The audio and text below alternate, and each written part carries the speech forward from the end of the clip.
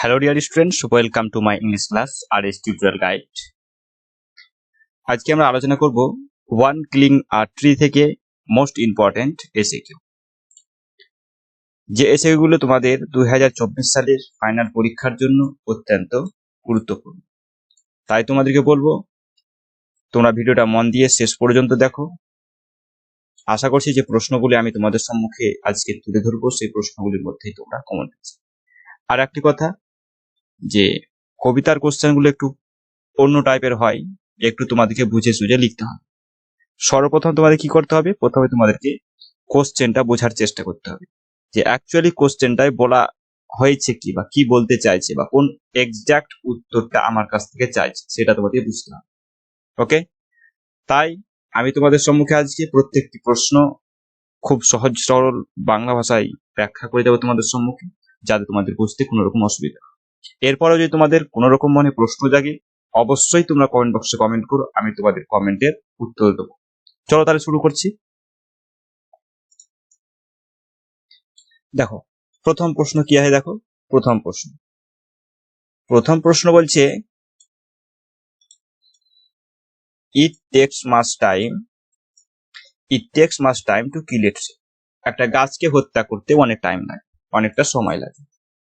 What does the poet Gieve Patel mean by the statement? এই যে স্টেটমেন্টটা দিয়েছে আমাদের গিভ প্যাটেল, আমাদের রাইটার, আমাদের কবি, it takes much time to kill it, এই যে স্টেটমেন্টটা দিয়ে আমাদের কবি আমাদেরকে কি বোঝাতে চেয়েছে বা কবিতার মধ্যে দিয়ে কি বোঝানো হয়েছে। ওকে, তা উত্তর দেখো, দ্য পোয়েট গিভ প্যাটেল, আমাদের যে লেখক কবি গিভ প্যাটেল মিনস বোঝাতে চেয়েছেন বা বলতে চেয়েছেন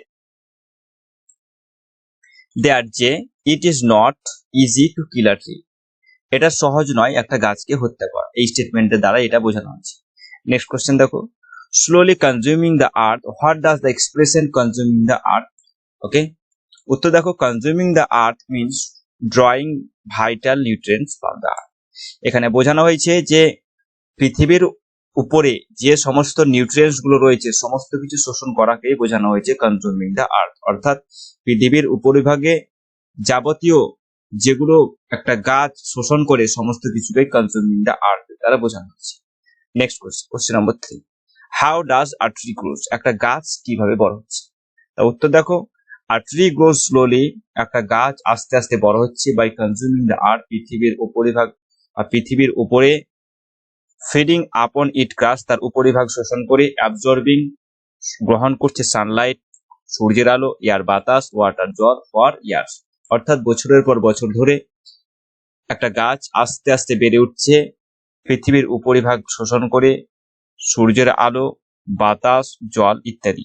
ওকে, next, what does the expression leprous hide refer to? Leprous hide বলতে কি বোঝানো হয়েছে, অথবা what is mean by leprous hide? একই প্রশ্ন, উত্তর হবে দেখো, the expression leprous hide refers to, মানে এখানে বোঝাতে চেয়েছে দ্য বার্ক, সেই ছাল অর্থাৎ গাছের ছাল, হুইচ ইজ প্রবাবলি, যেটা সম্ভবত রাফ অর্থাৎ কড়া, শক্ত, অ্যান্ড হ্যাজ মার্ক অর্থাৎ ক্ষত বা দাগ রয়েছে সেই গাছের ছালের উপরে।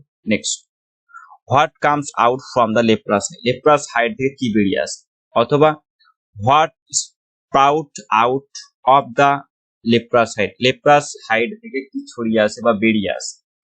তা উত্তর দেখো, উত্তর রয়েছে গ্রিন লিভস অর্থাৎ সবুজ পাতা, sprout out of the leprous hide থেকে কচি কচি সবুজ পাতা বেরিয়ে আসে। Okay, next, not much pain will do it, what does the expression suggest?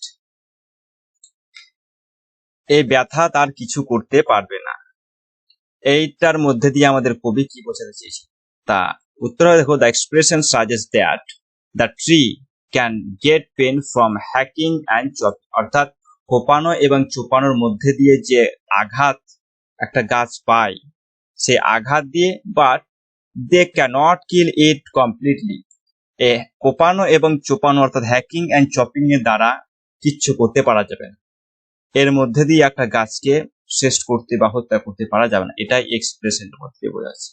Not much pain will do it, অর্থাৎ হ্যাকিং এবং চপিং এর মধ্যে দিয়ে একটা গাছ যে পেন অর্থাৎ ব্যথা পায় সেই ব্যথাতে একটা গাছকে পুরোপুরিভাবে কমপ্লিটলি বলা হচ্ছে দে ক্যানট কিল ইট কমপ্লিটলি, তারা পুরোপুরিভাবে একটা গাছকে হত্যা করতে পারবে। Next question number 7, what does the expression bleeding bark suggest? Bleeding bark অর্থাৎ রক্তাক্ত বাকল, এই যে একটা ছোট্ট এক্সপ্রেশন, এর মধ্যে দিয়ে আমাদের কবিতার মধ্যে দিয়ে কি বোঝাতে চাইছে দেখো।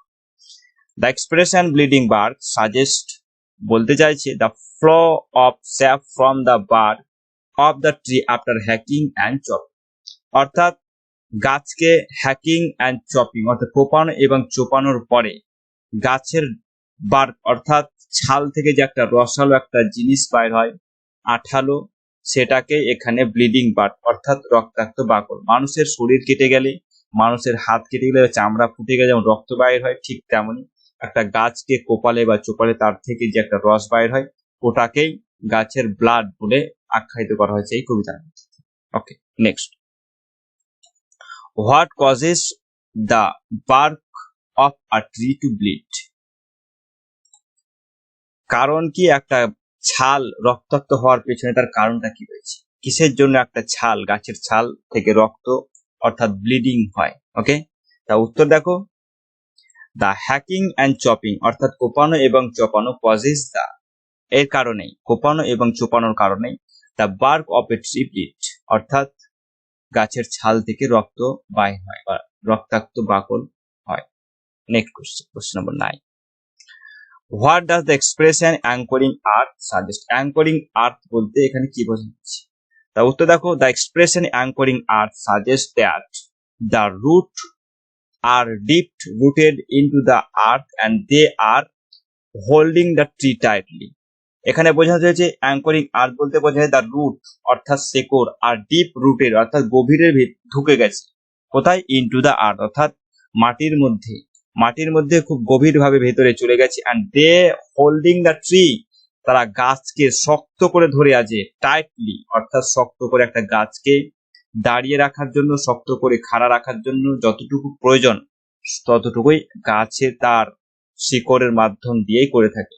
অর্থাৎ অ্যাঙ্করিং আর্থ একটা গাছকে পোতার পর তার যে শিকড়গুলো বিভিন্ন দিকে ছড়িয়ে ছিটিয়ে যায়, সেই শিকড়গুলোই সেই গাছটিকে ধরে রাখে। Next question number 10, what does the phrase earth cave refer to? Earth cave বলতে কি বোঝানো হয়েছে? ওকে, তা দেখো, the phrase earth cave refers to the hollow made after uprooting the tree, বলছে একটা গাছকে উঠিয়ে ফেলার পর, আপরুটিং দ্য ট্রি অর্থাৎ পৃথিবী থেকে তাকে সম্পূর্ণরূপে তুলে ফেলে দেওয়ার পর যে একটা খাল দেখা যায় অর্থাৎ গর্ত দেখা যায়, সেই গর্তটাকে বলা হচ্ছে আর্থ কেভ অর্থাৎ পৃথিবীর গুহা। ওকে, নেক্সট কোশ্চেন দেখো, question number 11, which part of the tree is most sensitive, white and wet? গাছের সব থেকে মোস্ট ইম্পর্টেন্ট অর্থাৎ সেন্সিটিভ পার্ট কি, যেটা সাদা এবং ভেজা? অথবা দিয়ে যদি প্রশ্ন থাকে, what according to the poet is the most sensitive of the tree? আমাদের কবির মতে গাছের সব থেকে সংবেদনশীল জিনিস কোনটি? তা দেখো, উত্তর হবে আমাদের the root of the tree is the most sensitive, white and wet. Root অর্থাৎ শেকড়, শেকড় হচ্ছে সব থেকে সংবেদনশীল একটা জিনিস একটা গাছ। ওকে, যেটা কেমন দেখতে, কেমন? হোয়াইট সাদা, অ্যান্ড ওয়েট, এখান থেকে এমসিকিউ থাকে। নেক্সট কোশ্চেন দেখো, where does the tree's strength lie? একটা গাছের সর্বশক্তি কোথায় লুকিয়ে থাকে? তা দেখো, the tree's strength lies in the root, অর্থাৎ একটা গাছের শক্তি লুকিয়ে থাকে মূলের মধ্যে দিয়ে। রুট, তার রুটকে যদি, তার মূলকে যদি পৃথিবীর অর্থাৎ মাটি থেকে যদি উপড়ে ফেলে দেওয়া হয়, সে আর বাঁচবে না, অর্থাৎ তার শেকড়ের মধ্যে দিয়ে সমস্ত শক্তি লুকায়িত রয়েছে। আর next question number 13, what scorch and chucks the tree after it is pulled out? কি বলছে, কি একটা গাছকে তার মাটি থেকে উঠানোর পর দুমড়ে মুচড়ে দেয়? কে দেয়? তা দেখো, the sun and the air scorch and chuck the tree after it pulled out. বলছে সূর্য এবং বাতাস সেই গাছকে দুমড়ে মুচড়ে শুকিয়ে সমস্ত কিছু করতে, অর্থাৎ একটা গাছকে বেড়ে উঠতে যখন সে পৃথিবীর বুকে তার শেকড় গেঁথেছিল, যতক্ষণ না তাকে তার আর্থ কেভ থেকে অর্থাৎ তার পুরোপুরি হয়ে তাকে তুলে না ফেলা হয়েছে ততদিন একটা সূর্য বাতাস তাকে বেঁচে থাকতে সাহায্য করছে। কিন্তু যখনই তাকে সে আর্থ কেভ থেকে অর্থাৎ পৃথিবী থেকে বা মাটি থেকে যখন তাকে পুরোপুরিভাবে উঠিয়ে দেওয়া হলো, আপটুডেট করে দেওয়া হলো, তখন সেই সূর্য সেই বাতাস তাকে মেরে ফেলার জন্য উঠে পড়ে লেগেছে। অর্থাৎ সেই সূর্য এবং বাতাসের দ্বারাই সমস্ত শেষ হয়ে যাবে।